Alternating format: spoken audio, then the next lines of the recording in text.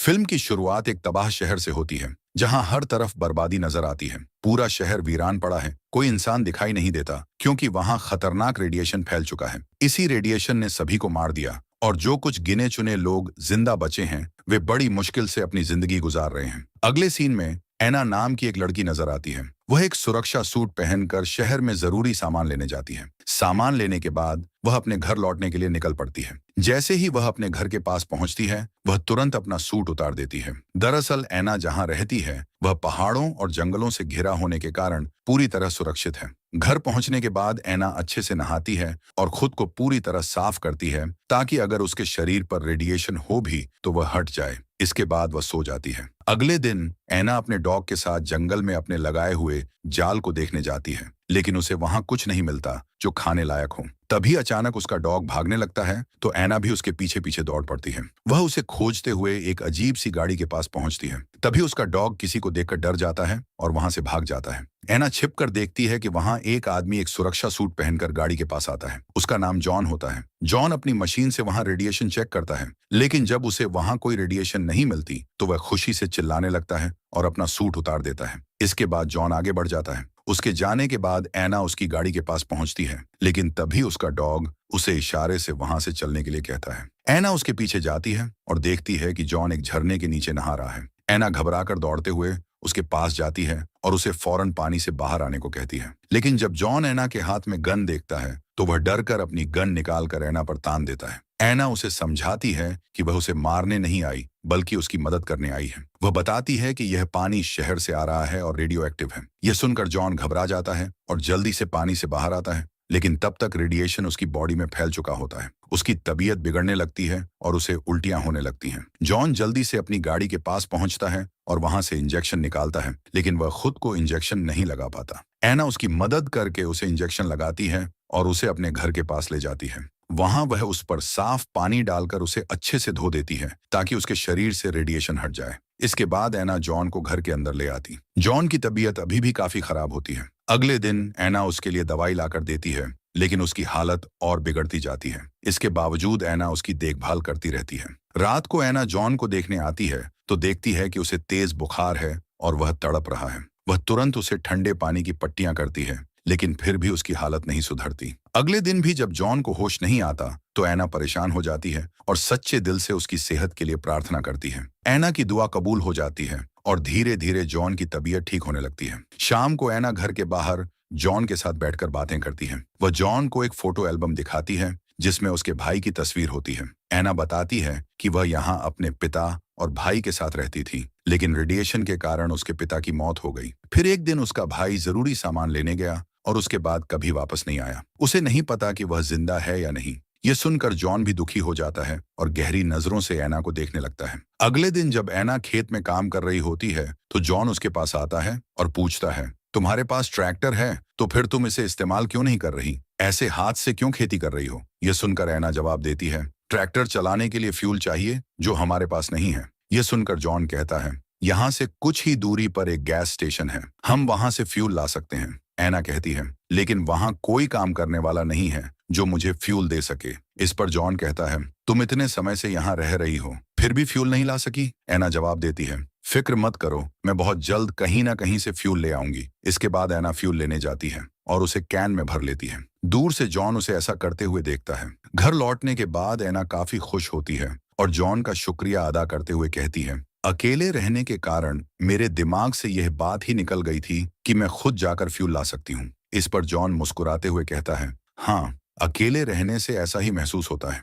मैं भी बहुत समय तक एक बंकर में अकेला रहा था। ऐसा लगता था जैसे जिंदगी ठहर गई हो। फिर जॉन बताता है, असल में मैं एक इंजीनियर हूँ। मैंने तय कर लिया था कि चाहे कुछ भी हो जाए मैं बंकर से बाहर निकलूंगा और आजाद जिंदगी जीऊंगा। इसलिए मैंने अपने लिए वह अजीब सी गाड़ी और सुरक्षा सूट खुद ही बनाया ताकि मैं बाहर जा सकूं।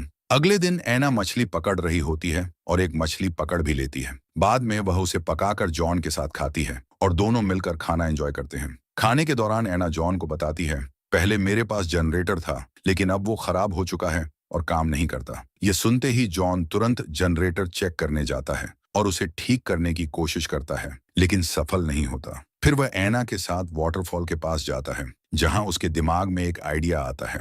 वह एना से कहता है हमें लकड़ियों का एक बड़ा व्हील बनाना होगा। जब इस वाटरफॉल का पानी उस पर गिरेगा तो वह घूमने लगेगा और इससे जनरेटर ऑन हो जाएगा। जॉन का यह आइडिया एना को भी पसंद आता है और वह खुश हो जाती है। दोनों घर आकर लकड़ियों का इंतजाम करने की सोचने लगते हैं। इस पर जॉन एना से कहता है, हम चर्च की लकड़ियों से एक बड़ा व्हील बना सकते हैं। लेकिन एना मना कर देती है और कहती है, जब मैं अकेली थी तब यही चर्च मेरा सहारा था। यह सुनकर जॉन एना को समझाने की कोशिश करता है, अगर तुम दिल से प्रार्थना करोगी तो तुम्हें चर्च जाने की जरूरत भी नहीं पड़ेगी। फिर भी एना तैयार नहीं होती और इसलिए जॉन जनरेटर को ठीक करने के बारे में सोचना बंद कर देता है। बाद में एना खेती करने चली जाती है और जॉन एक वीरान सुपरमार्केट में पहुंचता है। वहां उसे शराब की कुछ बोतलें मिलती हैं और वह वहीं बैठकर पीने लगता है। थोड़ी देर बाद एना वहां पहुंचती है और जॉन को देखती है। जॉन एना को देखकर और ज्यादा शराब पीने लगता है और नशे में चूर हो जाता है। एना जैसे तैसे उसे घर ले आती, लेकिन जॉन उस पर चिल्लाने लगता है। इससे एना उदास और नाराज होकर वहां से चली जाती। अगली सुबह जॉन एना के लिए नाश्ता लेकर आता है और पिछली रात के अपने बुरे बर्ताव के लिए माफी मांगता है। ये सुनकर एना कहती है, इट्स ओके, मैं नाराज नहीं हूँ, रिलैक्स हो जाओ। रात के सीन में दोनों कैंडल लाइट डिनर कर रहे होते हैं। अचानक एना बहुत ज्यादा शराब पीने लगती है। जॉन उसे रोकने की कोशिश करता है, लेकिन एना उसकी एक नहीं सुनती और नशे में धुत हो जाती है। नशे में होने की वजह से एना होश खो देती है और बिना सोचे समझे जॉन को शादी के लिए प्रपोज कर देती है। लेकिन जॉन उसे समझाते हुए कहता है, अभी हमारे पास और भी कई परेशानियां हैं, हमें शादी के बारे में बाद में सोचना चाहिए। ये सुनकर एना मान जाती है। अगले दिन एना अपने डॉग के साथ जंगल में होती है। तभी अचानक उसका डॉग भागकर एक अजनबी आदमी के पास रुक जाता है। उस आदमी का नाम कैलब होता है और वह देखने में बीमार और कमजोर लग रहा होता है। वह एना से पानी मांगता है। एना उसकी मदद के लिए उसे अपने घर ले जाती है, लेकिन जैसे ही वे घर के पास पहुंचते हैं, जॉन कैलब पर गन तान देता है। एना उसे रोकते हुए कहती है, रुक जाओ, इसे कुछ मत करना, इसे बस पानी चाहिए।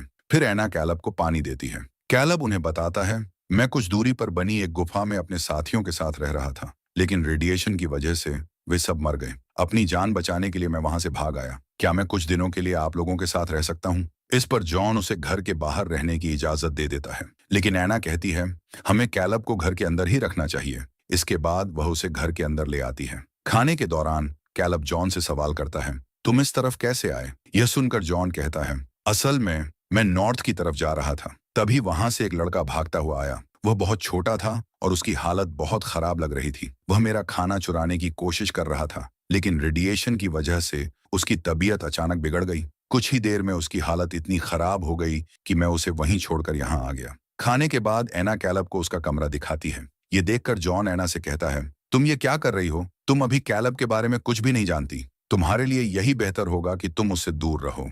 ये सुनकर एना नाराज होकर कहती है, तुम मुझ पर शक कर रहे हो जॉन, और हाँ, तुमने मुझे उस लड़के के बारे में पहले क्यों नहीं बताया, वह जो रेडिएशन से इफेक्टेड था, जिसे तुम अकेला छोड़कर यहाँ तक आ गए। जॉन धीरे से कहता है, एना, मैं तुम्हें बताना चाहता था, लेकिन मेरी हिम्मत नहीं हुई। मुझे लगा शायद तुम यह बात सहन नहीं कर पाओगी। एना उदास होकर कहती है, मैंने अपने पिता को खो दिया और मेरा भाई भी गायब हो गया। इतने बड़े नुकसान ने मुझे मजबूत बना दिया है। मैं सुन सकती थी जॉन। एना की यह बात सुनकर जॉन भारी मन से सच बताता है, वह लड़का कोई और नहीं बल्कि तुम्हारा भाई ही था और मैंने उसे गोली मार दी। यह सुनते ही एना अंदर से टूट जाती है और रोने लगती है।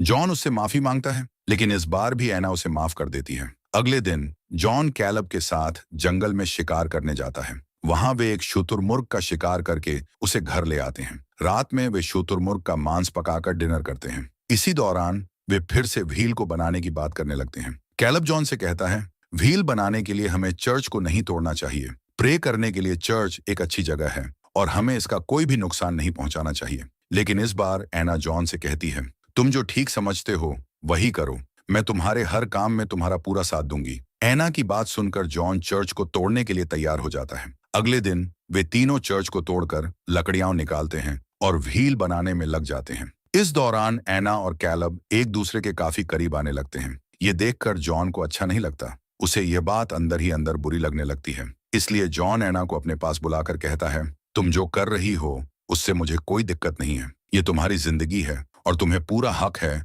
कि तुम जिसके साथ रहना चाहो उसके साथ रह सकती हो, चाहे वह मैं हूं या फिर कैलब। ये सुनकर एना कहती है, जॉन, तुम गलत सोच रहे हो, ऐसा कुछ भी नहीं है। इतना कहने के बाद एना रोते हुए वहां से चली जाती है। अगले दिन उनका आधा व्हील बनकर तैयार हो जाता है। इस खुशी में रात को वे सभी कैंडल लाइट डिनर करते हैं। इसके बाद वे तालाब के पास एंजॉय करने जाते हैं। वहां वे तीनों तालाब में उतरकर एक गेम खेलते हैं। इसमें कैलब एक बोतल को पानी में नीचे फेंक देता है और अब एना और जॉन को बारी बारी से उसे ढूंढना होगा। पहले जॉन जाता है लेकिन उसे बोतल नहीं मिलती। इसके बाद एना पानी में उतरती है और थोड़ी देर बाद बाहर आकर कहती है, मुझे बोतल मिल गई थी लेकिन वो मेरे हाथ से छूट गई। एना की इस बात पर कैलब को यकीन नहीं होता, इसलिए वह खुद एना के साथ बोतल को चेक करने के लिए पानी में उतर जाता है। ये देखकर जॉन को अंदर ही अंदर बुरा लगता है। जब एना और कैलब पानी से बाहर आते हैं तो जॉन अचानक एना से कहता है, अब मैं शादी के लिए तैयार हूँ, हमें शादी कर लेनी चाहिए। इसके बाद वे दोनों डिस्कशन करने के लिए कमरे में चले जाते हैं, लेकिन शराब पीने की वजह से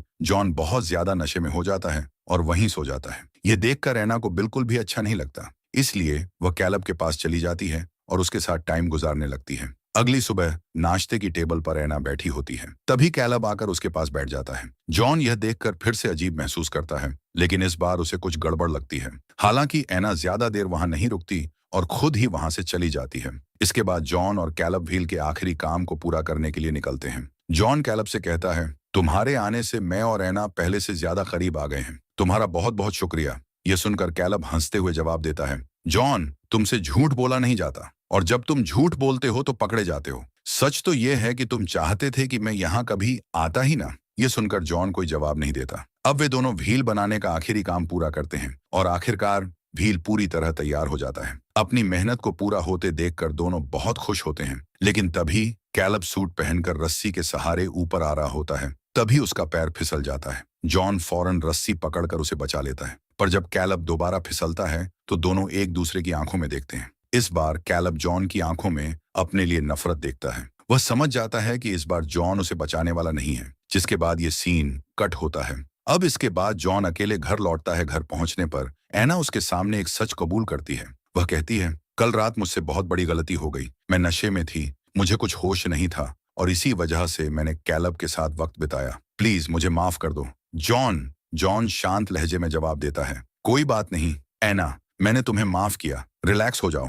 इसके बाद वह बताता है, कैलब हमारा सूट लेकर चला गया है। इतने दिन हमारे साथ रहने के लिए उसने शुक्रिया कहा और चला गया। यह सुनकर एना घबरा जाती है। अब उसे जॉन पर शक होने लगता है। वह फौरन बाहर जाकर देखने लगती है, लेकिन वहां कैलब कहीं नहीं होता। अब एना उदास हो जाती है। उसे पूरा यकीन हो जाता है कि जॉन ने ही कैलब के साथ कुछ किया है। कुछ दिन बाद एना उदासी में कुछ और दिन गुजारती है। फिर एक दिन अचानक उसके घर में लाइट आ जाती है, क्योंकि जॉन ने घर की वायरिंग को जनरेटर से जोड़ दिया था और जनरेटर को व्हील की मदद से चला दिया था। यह देखकर एना बहुत खुश हो जाती है। अगले दिन एना कुछ सामान लेने के लिए अपने घर के स्टोर में जाती है। वहां उसे एक पियानो दिखाई देता है। असल में यह पियानो पहले चर्च में हुआ करता था, लेकिन चर्च को तोड़ने के बाद जॉन ने इसे यहाँ रख दिया था। अब एना पियानो बजाने लगती है। तभी जॉन भी वहां आ जाता है, लेकिन इस बार एना जिस नजर से जॉन को देख रही होती है, उससे साफ पता चलता है कि उसे सब कुछ समझ आ गया है। यानी अब उसे यकीन हो चुका है कि जॉन ने ही कैलब को मारा है। अब एना का जॉन पर से भरोसा भी पूरी तरह खत्म हो चुका है। इसी दुख में एना उदास होकर पियानो बजाने लगती है। जॉन चुपचाप वहीं खड़ा एना की इस दर्द भरी धुन को सुनता रहता है और इसी सीन के साथ फिल्म खत्म हो जाती है।